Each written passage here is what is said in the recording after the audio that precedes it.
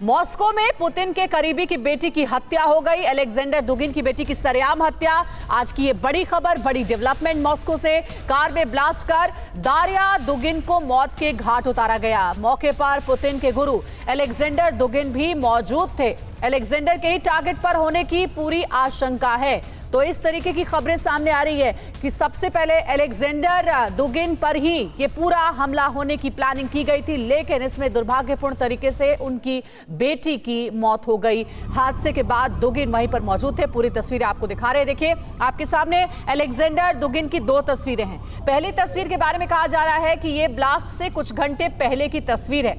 इसमें दुगिन अपनी बेटी दारिया के साथ दिख रहे हैं। वहीं दूसरी तस्वीर ब्लास्ट के वक्त की है। ब्लास्ट के बाद दुगिन बदहवास और वहां परेशान दिख रहे हैं। उन्होंने सोचा भी नहीं था कि इतना बड़ा हादसा हो सकता है। इतनी बड़ी साजिश उनके खिलाफ रची जा रही है, जिसमें उनकी बेटी मौत के घाट उतर गई।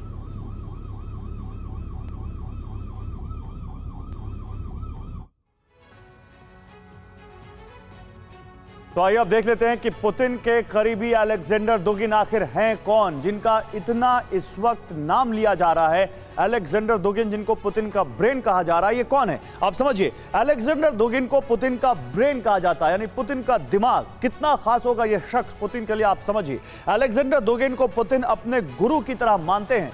यूक्रेन में मिलिट्री ऑपरेशन के पीछे दुगिन का ही दिमाग कहा जा रहा है। दुगिन ने ही पुतिन को कहा कि यूक्रेन पर हमला करो। क्रीमिया मिलिट्री ऑपरेशन के पीछे भी दुगिन ही मास्टरमाइंड थे।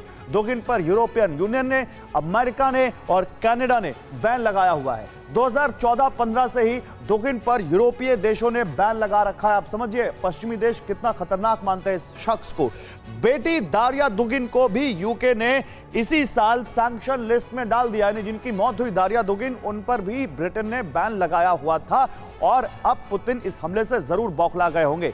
एम्बेसडर त्रिपाठी जी, एक सवाल आपसे, सवाल ये कि क्या अब आप इसको, क्योंकि ये पहली बार नहीं है, ऐसे बहुत हमने देखे हैं अटैक्स जिसमें राष्ट्राध्यक्षों को मारने की कोशिश की गई है, जिसमें लगातार एक देश वॉर के समय अपने दुश्मन देशों के नेताओं को मारने की कोशिश करता है। लेकिन पुतिन का जो मिजाज है और पुतिन ने जिस तरह से, जिस तेजी से यूक्रेन पर हमला किया है, क्या इस वॉर में इस हमले को आप कोई टर्निंग पॉइंट मानते हैं? देखिए, मेरे ख्याल से अभी ये टर्निंग पॉइंट नहीं आया है, क्योंकि ये हमला जो है पुतिन पर सीधे नहीं हुआ है, लेकिन पुतिन के ब्रेन कहे जाने वाले दुगिन पे हुआ है, जिसमें उनकी बेटी मारी गई है। आपने देखा दुगिन जो हैं वो पॉलिटिकल साइंटिस्ट रहे हैं, जर्नलिस्ट रहे हैं, और वो एक थिंकर रहे हैं, पॉलिटिकल थिंकर बड़े अच्छे रहे हैं रूस के लिए।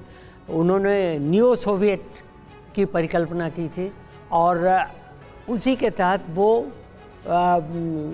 इनके पुतिन के गुरु बने। लेकिन अभी देखिए, एक तो चीज़ ये है कि ये देखना होगा कि इसमें किसका हाथ हो सकता है। मुझे लगता है, जैसा कि जनरल त्रिपाठी ने कहा, कि इसमें खाली यूक्रेन इतना नहीं बड़ा कदम उठा सकता।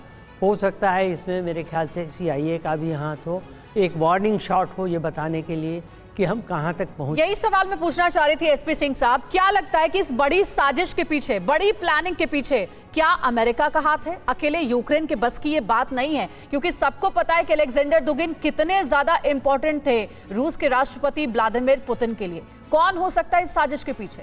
बिल्कुल, आपने जो बात बोली है बड़ी इंपॉर्टेंट है, और अभी एम्बेसडर त्रिपाठी ने भी ये बात बताई है। बिल्कुल जाहिर है, अकेला यूक्रेन इसके अंजाम नहीं दे सकता, उसकी काबिलियत नहीं है।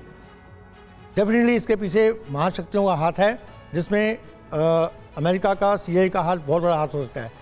मैं आपको एक और चीज़ इसमें बताना चाहता हूँ कि आप देखिए हिस्टोरिकली जितने भी मेन किलिंग्स हुई हैं, जैसे जेफ कैनेडी की जब हत्या की गई थी, उसके बाद बहुत रिसर्च हुई कि कौन कौन इसमें हो रहा है। इसके अंदर के जो लोग हैं, सिस्टम के अंदर के लोग हैं, उनका मिले होना ज़रूरी है। इसके बिना ये काम नहीं हो सकता है। KGB जो है वर्ल्ड वाइड नोन है फ्रॉम USSR डेज। ये बहुत ही मतलब सशक्त जो इनकी इंटेलिजेंस एजेंसी रही है, जिसमें किसी समय कहा जाता था कि अगर एक टेबल पर 3 लोग बैठे हैं तो उस 3 में से 2 KGB के होंगे। उनका फैलाव इतना बड़ा था, तो इसमें हो नहीं सकती उनकी। यानी मुमकिन है कि इस हमले के पीछे कोई घर का भेदी हो,